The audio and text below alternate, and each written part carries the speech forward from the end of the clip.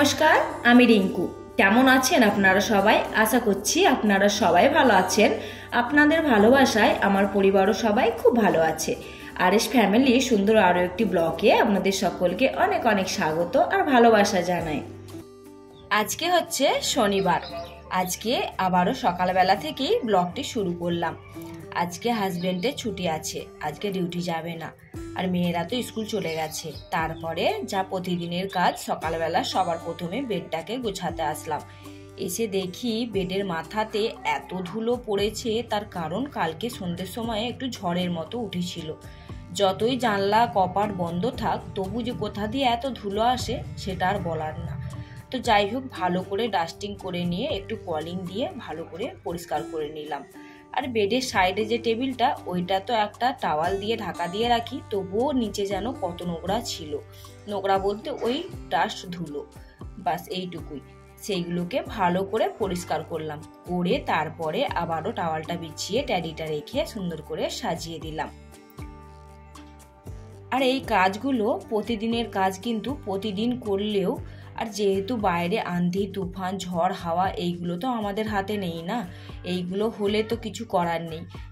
সেই জন্য আজকে দেখুন আবারও ড্রেসিং টেবিলটাকেও একটু ভালো করে পুছে নিলাম। ওপর দিকটা তো পোছা হয়, আজকে ভাবলাম ভিতর দিক থেকেও একটু করে পুছিয়ে দিই। আর আমার ড্রেসিং টেবিলটা কিন্তু দেখতে খুব সুন্দর, আর যত এটাকে পরিষ্কার করা হয় তত যেন একদম চকচক করে। বলে না একটা কথায় আছে, যত পরিষ্কার করা হয় তত যেন আয়নার মতো চকচক করে, আর এতে তো আয়না লাগানাই আছে। আর এই তো সমস্তটা ক্লিনিং করে নিয়ে এবারে বেডের কভারটাকে চেঞ্জ করব। তার কারণ এটা বেশি দিনের কিন্তু পাতা নয়, এই হবে হয়তো 2 দিন কি 3 দিন, তারই মধ্যে আবার চেঞ্জ করছি। ওই যে তার কারণ কালকে যে ধুলো উড়েছে এত, আর যেমনই হোক বেডের মাথাটায় যখন অত ধুলো দেখলাম, তাহলে বিছানাতে কি অবস্থা হয়েছে ভাবতে পারছেন। যদিও রাত্রেবেলা শোবার সময় ঝেড়ে নেওয়া হয়, তবুই যেন মন মানে না। এত ধুলো ওইখানটায় দেখে মনে হচ্ছে যেন বিছানাতে কত নোংরা থাকবে। আর দেখবেন বিছানাটা যদি সুন্দর করে গোছানো থাকে, পরিষ্কার পরিচ্ছন্ন হয়ে থাকে, তাহলে কিন্তু মনটা ভালো লাগে। আর না হলে দেখবেন এরকম নোংরা বিছানায় শুলে কিন্তু গা যেন একটু কেমন ঘিন ঘিন করে, তাই না? আবার রাত্রেবেলা শুলে কিন্তু অনেক উল্টো পাল্টা স্বপ্ন আসে। সেই জন্য সবসময় বেডটাকে সুন্দর করে ক্লিন এবং সুন্দর করে গুছিয়ে বাগিয়ে রাখতে হয়। আর এই তো এবারে বালিশগুলো রেখে দিলাম। আর এই যে আমার শ্বেতামার একটা ছোট্ট বালিশ, শ্বেতামার ছবি দেয়, এটাকেও রেখে দিলাম। এটাকে বিছানার মধ্যে রাখলে আমার শ্বেতামা খুব খুশি হয়। আর এই তো এবারে বেডের নিচেতে বেডের একটু সাইডগুলো পুছে দিচ্ছি। কতটা পরিমাণে এই একটা দিনেতে ধুলো হয়ে গেছে দেখতে পাচ্ছেন। আর কলিং দিয়ে দিয়ে পুছেও আমি যেন পারছি না, যেখানে একটু হাত সরাচ্ছি সেখান থেকেই যেন ধুলো বেরোচ্ছে। তো ভালো করে সাইডগুলোকে সুন্দর করে পুছে নিলাম। তারপরে দেখুন এই যে এই ছোটোখাটো জিনিসগুলো কিন্তু ক্যামেরাতেই ধরা পড়ে, এমনি খালি চোখে ধরা পড়ে না। এই বেডের কোণটা কেমনভাবে ঝুলছিল, তারপর ওই দিকটা পরিষ্কার করতে গেলাম, ফোনটার দিকে একবার তাকালাম, দেখলাম যে ওখানটা কোণটা কেমন বিচ্ছিরি লাগছে, সেটাকে আবার সুন্দর করে পরিষ্কার করে বাগিয়ে দিলাম। আর এই তো হাতে হাত আলমারিটাকেও সাফ করলাম। আর এই যে দেখুন, আপনাদের সাথে আজকে একটা জিনিস শেয়ার করি। আমি আমার আলমারির নিচে, ড্রেসিং টেবিলের নিচে, এরকম শোকেসের নিচে কিভাবে পরিষ্কার করছি দেখুন। এই যে আমি যে ডাস্টিং ব্রুশটা নিয়েছিলাম, এইটা দিয়ে কিন্তু খুব সহজে যেই জায়গায় হাত পৌঁছায় না সেই জায়গাতে ক্লিন করে দেয়। আর দেখতে পাচ্ছেন নরম হবার কারণে যেখানে ইচ্ছা সেখানে কিন্তু এটাকে আমরা ইউজ করতে পারি। আর এই যে দেখুন বেডের নিচেটা দেখতে পাচ্ছেন কতটা পরিমাণে ডাস্ট জমা হয়েছে। আর এইখানটাতেও কিন্তু এই ব্রাশটা খুব ভালোভাবে, খুব ইজিলিতে মানে প্রবেশ করছে, আর সুন্দরভাবে ঝাড়ু লাগিয়ে বেরিয়ে আসছে। আর সমস্ত কিন্তু ডাস্ট একদম ক্লিন হয়ে বাইরে চলে আসছে। যদিও আমার ওনাতে কোনাতে এতটা ডাস্ট নেই, তার কারণ আমি তো প্রতিদিনই সাফ করি। আর ওই যে কালকে সন্ধ্যেবেলা হাওয়া চলেছিল, সেই জন্যই কিন্তু এই যে এক্সট্রাগুলো এইগুলো জমা হয়েছে। চলুন তাহলে আমার যেখানে যেখানে ডাস্টিং করার সেখানে সেখানে ডাস্টিং করে নিই, তারপরে আবারও আসছি, আপনারা দেখতে থাকুন।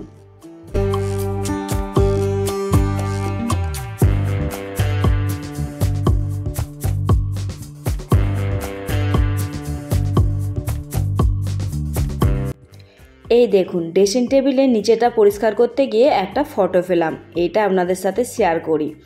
এই ফটোটা দেখছেন, এটাতে আমার বাপির সামনে আমি, মা আর মায়ের কোলে আমার মেজো বোন। দেখতে পেয়েছেন কত ছোটোবেলার ছবি। এই ছবিটা শ্বেতামা কালকে ড্রেসিং টেবিলের নিচে ঢুকিয়ে দিয়েছিল। তো যাই হোক, পরিষ্কার করতে গিয়ে এই ছবিটা হাতে পেলাম, তো আপনাদের সাথে শেয়ার করলাম। কেমন লাগলো অবশ্যই জানাবেন। এই ভিডিও ক্লিপটি আগের দিনের। আমি অনলাইন থেকে একটা ওয়াল স্টিক অর্ডার করেছিলাম, তো সেইটা সন্ধেবেলা এসেছিল শুক্রবারে, মানে গত কালকে। তো সেইটাকে আমি আনপ্যাকও করেছিলাম, আবার ওয়ালেতে লাগিয়েও দিয়েছি। ভাবলাম আপনাদের সাথে শেয়ার করি। আর এইটা হাজব্যান্ড আসার পরে দুজনে মিলেই কিন্তু লাগিয়েছি। আর আমি জানতাম না যে হাজব্যান্ডের আজকে ছুটি থাকবে। যদি জানতাম তাহলে কালকে রাত্রে লাগাতাম না, আজকেই লাগাতাম।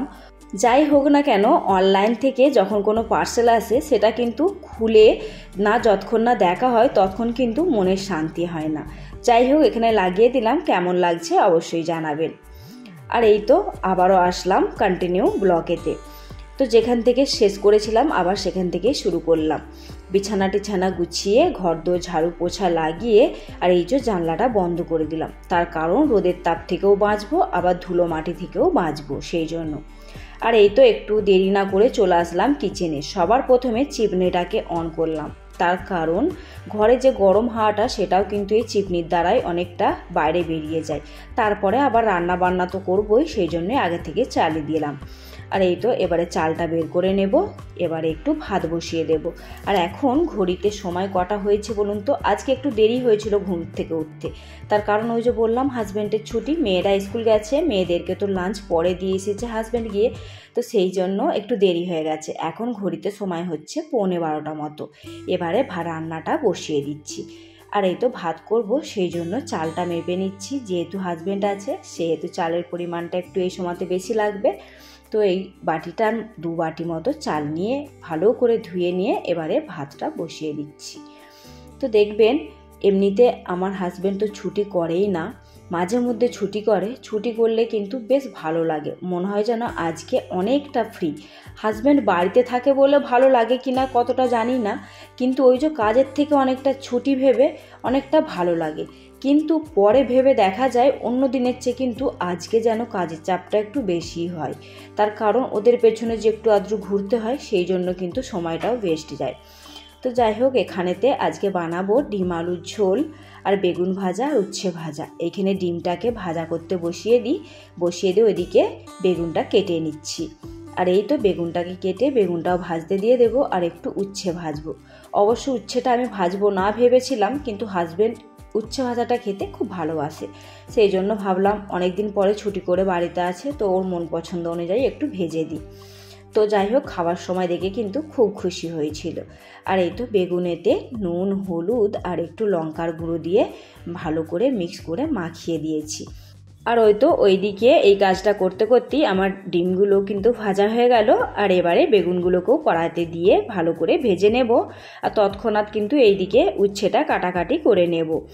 আর এই যে কাজের ফাঁক না রেখে সেই ফাঁক জায়গাটাকে কোনো কাজ দিয়ে পূরণ করে দিলে আমাদের দেখবেন কাজগুলো কিন্তু অনেকটা তাড়াতাড়ি হয়। আমি যখন ওইদিকে ডাস্টিং ক্লিনিং করছিলাম না, তখন ওইদিকে কিন্তু ডিমটা আর আলুটাকে কুকারে সিটি লাগিয়ে দিয়েছিলাম, সেই জন্য দেখুন চটজলদি কেমন রান্নাটাও হয়ে গেল। আর এই তো এদিকে মশলাটা কষিয়ে আলুটা দিয়ে দিলাম, আর পরিমাণ মতো জল দিয়ে দিলাম। একটু পাতলা করেই ঝোলটা বানাবো। আর একটু MDH-এর গরম মশলাটা অ্যাড করলাম, বাস এবারে ঢাকা দিয়ে দেব। আর এই তো এইদিকে উচ্ছে ভাজাটাও বসিয়ে দিয়েছি। বসিয়ে দিয়ে আমি কিন্তু দেখছেন বসে নেই বা দাঁড়িয়ে নেই, হাত এখানটা ক্লিনও করে নিচ্ছি। যদিও কাজটা একটু রিস্কের, কেন দুটো চুলাই কিন্তু জ্বলছে, তবু যেন এইরকমভাবে পরিষ্কার করে নিলে মনটা শান্তি হয়। এই যে গ্যাসের ওভেনটা, এইটা যদি নোংরা থাকে না, মনটা একদম কেমন যেন ঘিনঘিন করে, সত্যি বলছি ভালোই লাগে না। আমি এরকম রান্না করতে থাকি আর এরকম গ্যাস চুলো পুষতে থাকি, তাতে কি হয় বেশ পরিষ্কারও লাগে, আর রান্না করতে কিন্তু আমাদের এনার্জিটাও বেশ বাড়ে। তো যাই হোক, এখানে উচ্ছে ভাজাটাও হয়ে গেল। আর এইদিকে কিচেনটাকে সুন্দর করে ক্লিন করে গ্যাস চুলাটাকেও ক্লিন করে ঢাকা দিয়ে দিয়েছি। আর এরই মধ্যে কিন্তু মেয়েরাও স্কুল থেকে এসে পড়েছে, আর এখন ঘড়িতে সময় হচ্ছে 1টা। আর এই তো এবারে খাবার দাবার একদম রেডি করে নিয়ে সবাই মিলে গিয়ে বসে পড়বো। আর দেখবেন এইরকমভাবে সুন্দর করে ভাত সাজিয়ে নিয়ে কারুরই সামনে যদি ধরা হয় তারও যেমন মনটা ভালো লাগে, তেমন কিন্তু আমরা যে পরিবেশন করছি সারাদিনের মেহনতের পরে এইরকমভাবে সুন্দর করে কিন্তু গুছিয়ে খেতে দিতে ভীষণই ভালো লাগে, তাই না বলুন? আর তারপরে যাদেরকে খেতে দেওয়া হয় তারাও দেখে খুশি হয় আর সাথে আমাদেরও ভালো লাগে। আর এই তো আজকের মতো ব্লগটিকে এখানেই এন্ড করে দিচ্ছি। যদি আপনাদের ভালো লাগে প্লিজ আবারও বলছি একটা লাইক আর কমেন্ট করবেন। আপনাদের কমেন্টগুলো পড়লে কিন্তু বেশ ভালো লাগে আর অনেকটা কিন্তু মোটিভেট হই, আর ব্লগের প্রতি বা কাজ করার প্রতি এনার্জিটা যেন আরও দ্বিগুণ হয়ে যায়। আর আপনারা যারা চ্যানেলটিকে সাবস্ক্রাইব করেননি, যদি এই ব্লগের মধ্যে দিয়ে আপনাদের কোথাও একটু মনকে জয় করতে পারি তো প্লিজ চ্যানেলটিকে সাবস্ক্রাইব করবেন এবং আপনাদের আত্মীয় পরিজনের মধ্যে শেয়ার করবেন। আজকের মতো এখানেই টাটা।